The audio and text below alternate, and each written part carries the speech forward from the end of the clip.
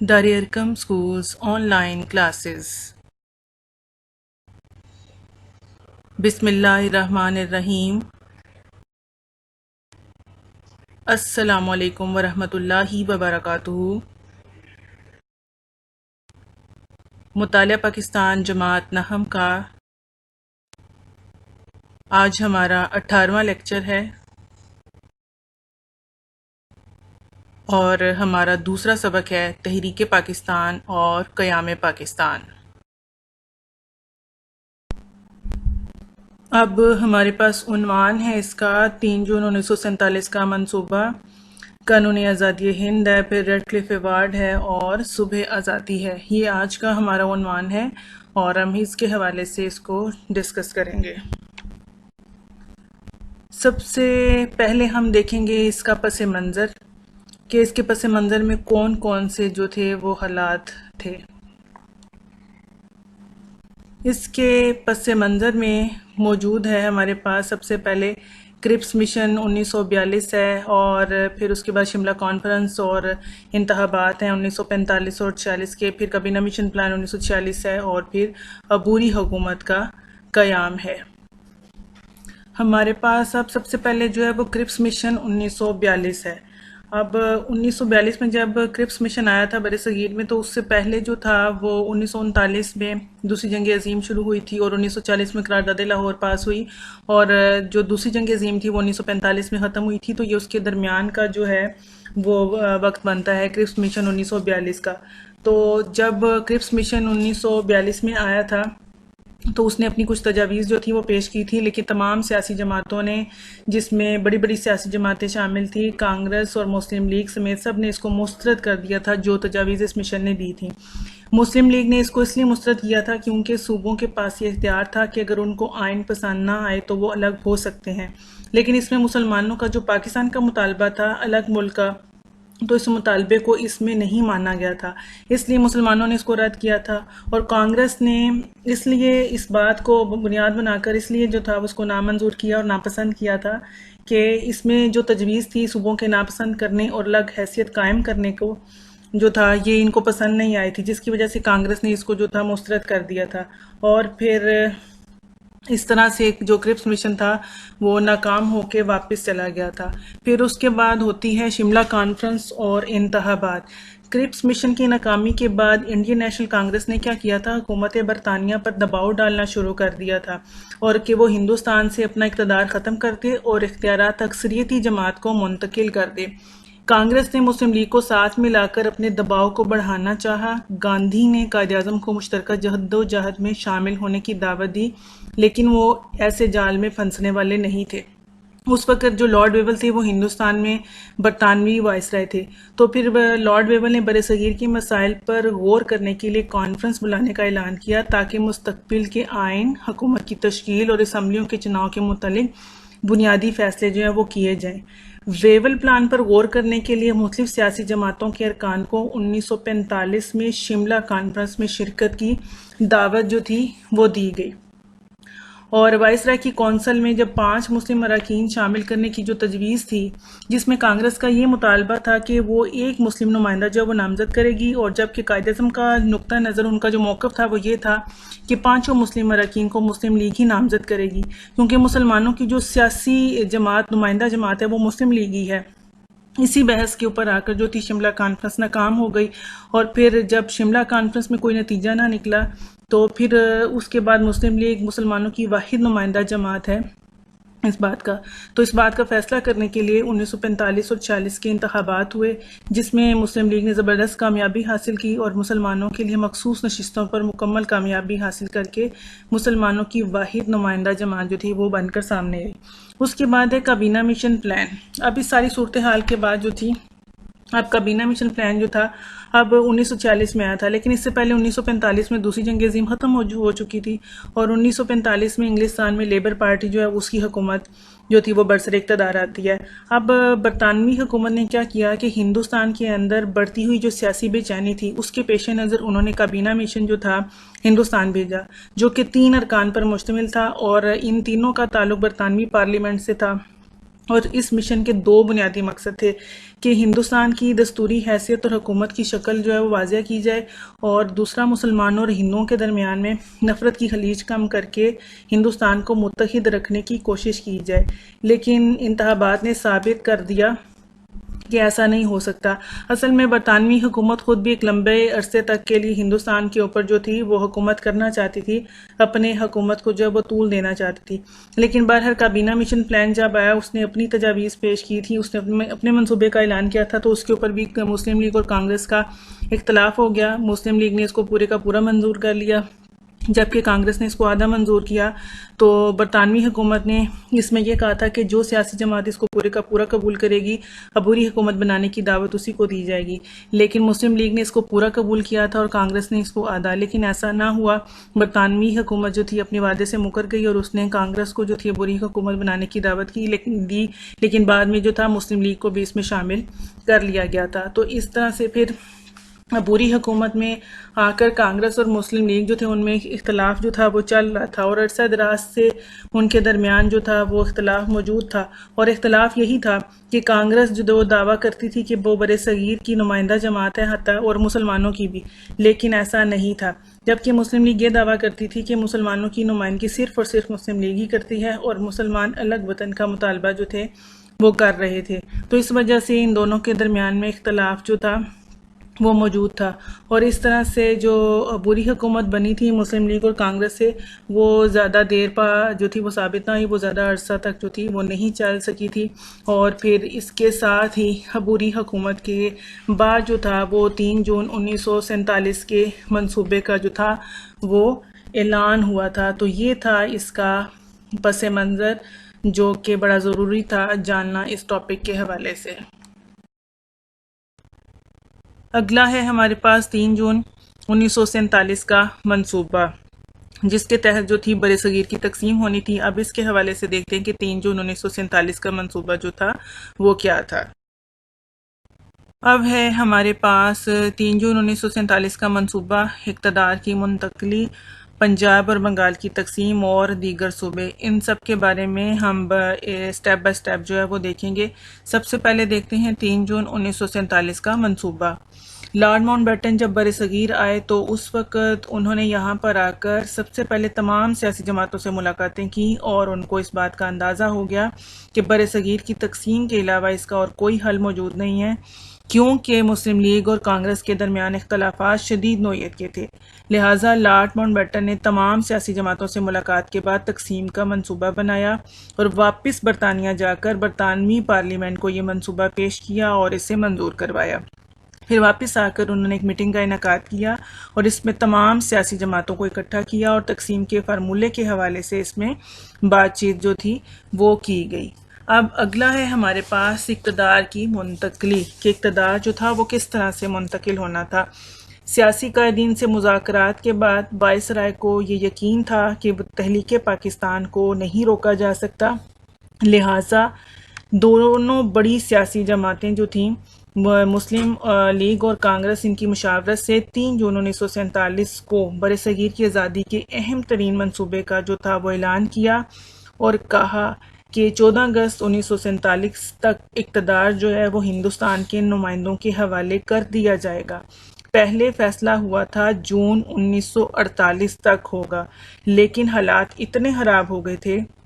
کہ انتقال اقتدار جلدی کرنا پڑا، کیونکہ عبوری حکومت چلانا ناممکن ہو گیا تھا، ہنگامے شروع ہو گئے تھے، نظام حکومت چلانا جو تھا وہ بہت مشکل ہو گیا تھا۔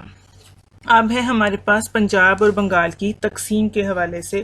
تو پنجاب کی تقسیم کے حوالے سے اور بنگال کی تقسیم کے حوالے سے، پنجاب اور بنگال کی اسمبلیوں کے جو ہندو اور مسلم اراکین تھے انہوں نے یہ فیصلہ کیا کہ ان کو تقسیم کر دیا جائے، کیونکہ دونوں ہی بڑے صوبے تھے اور دونوں میں ہندوؤں کی بھی تعداد زیادہ تھی اور مسلمانوں کی بھی۔ تو پنجاب چونکہ ایک بہت بڑا صوبہ تھا، اس لیے حد بندی کمیشن جو ہے وہ قائم کیا جائے گا، جو پنجاب کو 2 حصوں میں تقسیم کرے گا۔ اس طرح ایک حصہ پاکستان میں آئے گا اور ایک حصہ بھارت میں۔ اسی طرح سے بنگال کی بھی 2 حصوں میں جو ہے اس کو تقسیم کر دیا جائے گا۔ سندھ کے بارے میں یہ فیصلہ کیا گیا کیونکہ یہاں پر اسمبلی موجود تھی کہ سندھ اسمبلی کے جو ممبران ہیں وہ کثرت رائے سے یہ فیصلہ کریں گے کہ انہوں نے کس کے ساتھ جو ہے وہ شامل ہونا ہے۔ پھر اس کے بعد صوبہ سرحد میں جو ہے یہ فیصلہ کرایا گیا کہ وہاں پر استصواب رائے سے جو ہے یہ معلوم کیا جائے گا کہ وہ آیا بھارت کے ساتھ شامل ہونا چاہتے ہیں یا پاکستان کے ساتھ۔ اسی طرح سے ایک اور صوبہ جو تھا وہ سیلہٹ تھا۔ سیلہٹ کے حوالے سے بھی جو تھا یہاں پر استصواب رائے کے ذریعے جو تھا یہ معلوم کرنا تھا کہ یہ علاقہ جو ہے وہ بھارت کے ساتھ شامل ہونا چاہتا ہے یا پھر پاکستان کے ساتھ۔ پھر اس کے بعد جو ہے وہ بلوچستان کی باری کہ بلوچستان کا فیصلہ جو تھا وہ وہاں کا شاہی جرگہ اور میونسپل کمیٹی جو موجود تھی ان کو یہ اختیار دیا گیا تھا کہ جس ملک میں بھی چاہیں وہ شامل ہو سکتے ہیں۔ اور اس کے علاوہ جو یہاں پر دیگر صوبے موجود تھے جو کہ غیر مسلم اکثریتی علاقے تھے، جن میں آسام ہے، سی پی، یو پی، اڑیسہ، بہار، مدراس، یہ سب ہندوستان میں شامل کر دیے جائیں گے بغیر کسی بحث کے اور بغیر کسی ڈسکشن کے۔ تو یہ تھا 3 جون 1947 کا منصوبہ اقتدار کی منتقلی، پنجاب اور بنگال کی تقسیم اور دیگر صوبوں کے حوالے سے کہ کس طرح سے انہوں نے ان سارے علاقوں کو تقسیم کرنا تھا۔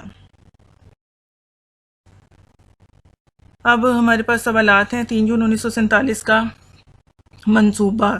3 جون 1947 کو برصغیر کی تقسیم کا جو اعلان کیا گیا تھا اس کے حوالے سے کیا فیصلہ کیا گیا تھا کہ 14 اگست 1947 تک اقتدار جو ہے وہ ہندوستان کے نمائندوں کے حوالے کر دیا جائے گا، یا اقتدار جو تھا وہ ہندوستان کے حوالے جو تھا وہ کب کیا جائے گا، یا برطانوی حکومت جو ہے وہ اس کو کب ہندوستان کے نمائندوں کے حوالے جو ہے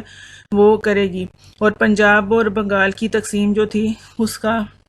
اس کی تقسیم کے حوالے سے کیا فیصلہ ہوا تھا۔ سندھ کے حوالے سے صوبہ سرحد اور سیلہٹ کی تقسیم جو تھی وہ کس طرح سے ہونی تھی، اور بلوچستان کے حوالے سے بھی، یعنی ہر ایک صوبے کے حوالے سے آپ سے ایک علیحدہ سوال جو ہے وہ پوچھا جا سکتا ہے اس میں سے۔ اب ہم دیکھتے ہیں قانون آزادی ہند 1947 جو ہے وہ کیا تھا۔ برطانوی پارلیمنٹ 18 جولائی 1947 قانون آزادی ہند منظور، برصغیر کی تقسیم پاکستان اور بھارت کی صورت میں۔ اس منصوبے کو برطانوی پارلیمنٹ میں جو تھا وہ پیش کیا گیا تھا، جو کہ 18 جولائی 1947 کو برطانوی پارلیمنٹ نے منظور کیا تھا، اور تقسیم کا عمل جو تھا وہ شروع ہو گیا تھا۔ اور پھر اس طرح سے برصغیر کی جو تقسیم تھی، ہندوستان کی جو تقسیم تھی وہ کر دی گئی تھی، اور وہ 2 آزاد ملکوں میں، 2 آزاد ریاستوں کی صورت میں، پاکستان اور بھارت کی صورت میں جو تھی وہ سامنے آئی۔ اس طرح سے قانون آزادی ہند 18 جولائی 1947 کو برطانوی پارلیمنٹ نے منظور کیا۔ اب ہے ہمارے پاس سوالات قانون آزادی ہند کے حوالے سے، کہ اس میں مین سوال یہی ہے کہ برطانوی پارلیمنٹ نے قانون آزادی ہند کب منظور کیا تھا، اور ہندوستان کو کتنی ریاستوں میں تقسیم کیا۔ 2 ریاستوں میں تقسیم کیا، اور ان 2 ریاستوں کے نام لکھیں، یا وہ 2 ریاستیں کون کون سی تھیں۔ اب ہمارے پاس اگلا ہے ریڈ کلف ایوارڈ 1947، کہ ریڈ کلف ایوارڈ کیا تھا، اور اس نے جو تھا وہ کس طرح سے تقسیم جو تھی وہ کی تھی۔ ریڈ کلف ایوارڈ کے حوالے سے ہم دیکھیں گے، سب سے پہلے ریڈ کلف ایوارڈ، پھر حد بندی کمیشن، کانگریس اور وائس رائے، اور پھر مسلم اکثریتی علاقے، اور جو 2 اس میں سب سے اہم اور مین پوائنٹ ہیں، پاکستان دریائی پانی سے محروم اور بھارت کی کشمیر تک رسائی جو تھی وہ کس طرح سے ہوئی تھی۔ اب ریڈ کلف اور حد بندی کمیشن کے حوالے سے،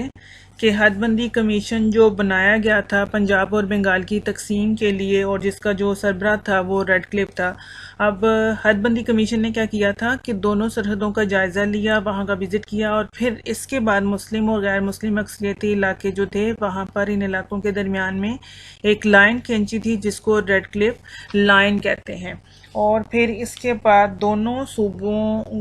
کے لیے جو تھے، پنجاب اور بنگال کے لیے 4 ہائی کورٹ کے جسٹس صاحبان جو تھے وہ مقرر کیے گئے تھے، یعنی 4 پنجاب کے لیے اور 4 جو تھے وہ بنگال کے لیے، جس میں سے 2 مسلم تھے اور 2 غیر مسلم تھے۔ جیسے کہ پنجاب کی حد بندی کے لیے پاکستان کی طرف سے جسٹس محمد منیر اور جسٹس دین محمد، جبکہ بھارت کے نمائندے جسٹس مہر چند مہاجن اور جسٹس تیجا سنگھ جو تھے وہ شامل تھے. یہ سب حضرات جو تھے وہ ہائی کورٹ کے ججز تھے. اور اسی طرح سے بنگال کی حد بندی کے لیے پاکستان کی طرف سے جسٹس ابو صالح محمد اکرم اور ایس اے رحمان، جبکہ بھارت کی طرف سے سی سی بسواس اور بی کے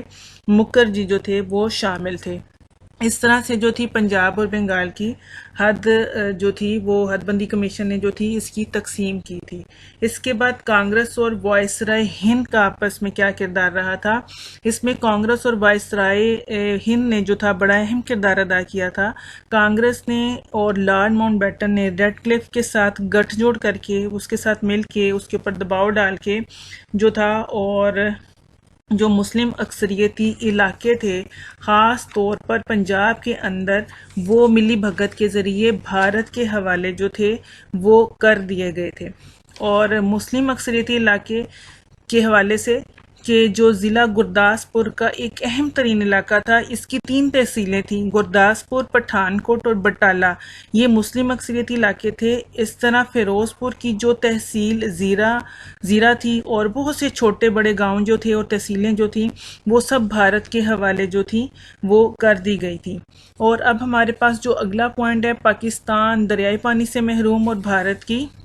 کشمیر تک رسائی، اس کے حوالے سے ہم آگے دیکھتے ہیں کہ کس طرح سے پاکستان دریائی پانی سے محروم ہوا اور بھارت نے جو کشمیر تک رسائی جو تھی.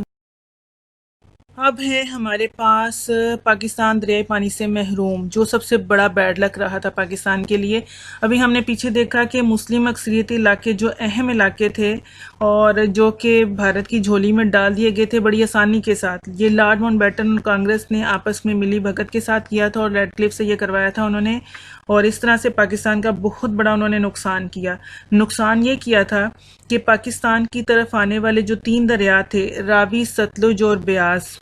یہ بھارت کے پاس چلے گئے. اس طرح پاکستان ان 3 دریاؤں کے پانی سے محروم ہو گیا. اور پاکستان بننے کے بعد بھارت نے سب سے پہلا کام کیا کیا کہ انہوں نے 1 اپریل 1948 کو ان دریاؤں کا پانی بند کر دیا. اور یہ سب کچھ انہوں نے پاکستان کی نوزائیدہ مملکت کو نقصان پہنچانے کے لیے، ان کی معیشت کو جو تھا وہ قحط اور خشک سالی میں ڈالنے کے لیے جو تھا انہوں نے کیا تھا، تاکہ پاکستان کی جو نوزائیدہ مملکت ہے وہ جو ہے وہ ختم ہو جائے اور اپنے پیروں پر کھڑی ہی نہ ہو سکے اور دوبارہ سے بھارت کا حصہ بن جائے.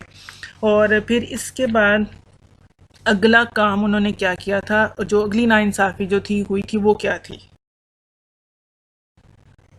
وہ یہ تھی کہ بھارت کی کشمیر تک رسائی جو تھی وہ ممکن بنائی گئی تھی. کس طرح سے ممکن بنائی گئی تھی؟ بھارت کا تو کشمیر سے زمینی رابطہ جو تھا وہ ممکن ہی نہیں تھا، کیونکہ جو مسلم اکثریتی علاقے ابھی ہم لوگوں نے دیکھے ہیں، گرداسپور، پھر اس کی 3 تحصیلیں جو تھیں، گرداسپور، بٹالہ، پٹھان کوٹ وغیرہ، جو علاقے ہم نے دیکھے ہیں جی، یہ پاکستان کو ملنے تھے. اس طرح سے بھارت کی جو باؤنڈری تھی وہ کشمیر کے ساتھ نہیں ملتی تھی. تو بھارت کو کشمیر کے ساتھ ملانے کے لیے اور کشمیر تک رسائی دینے کے لیے جو گرداسپور کا ضلع تھا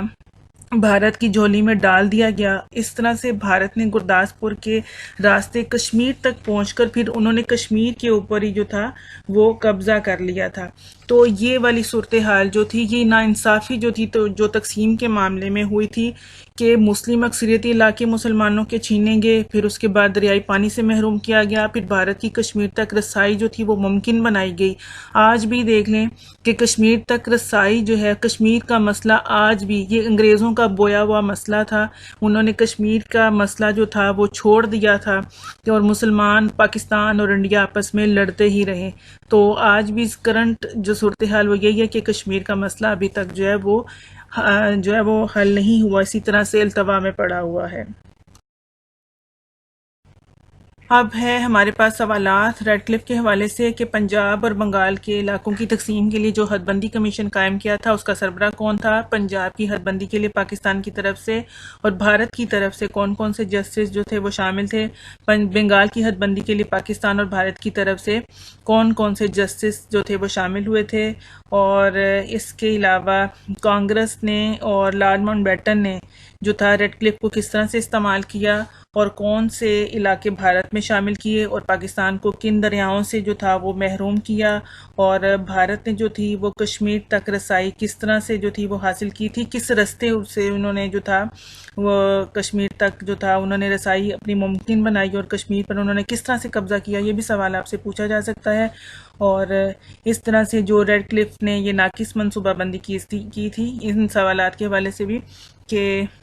ریڈ کلف کی ناقص منصوبہ بندی کے باعث جو تھے پاکستان کو کن مسائل کا سامنا کرنا پڑا تھا، یہی دریائے پانی کا مسئلہ اور جو مسلم اکثریتی علاقے انہوں نے جو تھے وہ چھین لیے تھے، اور اس طرح سے کشمیر کا مسئلہ جو تھا پیدا ہو گیا تھا اور کشمیر کے اوپر انہوں نے قبضہ کر لیا تھا۔ تو یہ وہ سارے سوالات جو ہیں آپ کے ریڈ کلف کے حوالے سے بنتے ہیں، اور انتہائی اہم ترین آپ کا یہ ٹاپک ہے ریڈ کلف ایوارڈ کے حوالے سے اور پاکستان کے ساتھ جو ناانصافیاں کی گئی تھیں اس کے حوالے سے۔ اب ہمارے پاس اگلا جو ٹاپک ہے وہ ہے صبح آزادی، کہ اب ہم دیکھتے ہیں کہ صبح آزادی کے حوالے سے صبح آزادی ہے 27 رمضان المبارک ہے، 14 اگست 1947 ہے، اور پاکستان کے پہلے گورنر جنرل جو ہے وہ قائد اعظم ہیں۔ بہرحال جو آزادی کا دن تھا وہ آن پہنچا اور صبح آزادی کا سورج طلوع ہوا، اور مسلمانوں نے الحمدللہ ایک آزاد وطن میں سانس لیا، اور رمضان المبارک 27 رمضان المبارک کو جمعے کے روز بمطابق 14 اگست 1947 عیسوی کو آل انڈیا ریڈیو سے اعلان ہوا کہ پاکستان جو ہے وہ بن گیا ہے۔ پہلے اعلان یہ ہوا تھا کہ ہم آل انڈیا ریڈیو سے بول رہے ہیں اور کچھ ہی دیر میں ہم ایک اہم اعلان کریں گے، اور وہ اہم اعلان یہ تھا کہ پہلے آل انڈیا ریڈیو کہہ رہے تھے، اب اعلان ہوا کہ اب ہم ریڈیو پاکستان سے بول رہے ہیں۔ اس طرح سے انہوں نے پاکستان کی اناؤنسمنٹ کی تھی، اور پاکستان کے جو پہلے گورنر جنرل تھے وہ قائد اعظم منتخب ہوئے، وہ قائد اعظم ہی بنے تھے، انہوں نے یہ عہدہ اپنے پاس رکھنے کا جو تھا وہ فیصلہ کیا تھا۔ یہاں تک جو ہے ہمارا تحریک پاکستان کے پس منظر کی جو کہانی ہے وہ مکمل ہوتی ہے، جو کہ 712 میں شروع ہوئی تھی اور 1947 یہاں پر تقسیم ہند کے اوپر آ کر جو ہے وہ ختم ہوئی۔ یعنی تحریک پاکستان اور پھر قیام پاکستان، اب پاکستان جو ہے وہ بن چکا ہے، تحریک پاکستان یہ پورا ایک فیز جو ہے وہ مکمل ہو چکا ہے۔ اب اس کے آگے جو آئے گا وہ قیام پاکستان کے حوالے سے ہوگا۔ اس کے حوالے سے ہمارے پاس سوالات ہیں کہ پاکستان جو تھا وہ کب بنا، کب معروض وجود میں آیا، 14 اگست 1947 کو، یا رمضان کی کس رمضان کو جو تھا وہ بنا تھا اور دنیا کے نقشے پر ابھرا، اور پاکستان کے پہلے گورنر جنرل جو تھے وہ کون تھے۔ آخر میں اس دعا کے ساتھ کہ اللہ کریم آپ سب کو ہمیشہ اپنے حفظ و امان میں رکھے اور صحت و تندرستی کی بہترین حالت میں رکھے، اپنا خیال رکھیں، دوسروں کا خیال رکھیں، خوش رہیں اور دوسروں کو بھی خوش رکھنے کی کوشش کریں۔ اللہ حافظ۔ پاکستان زندہ باد، پائندہ باد۔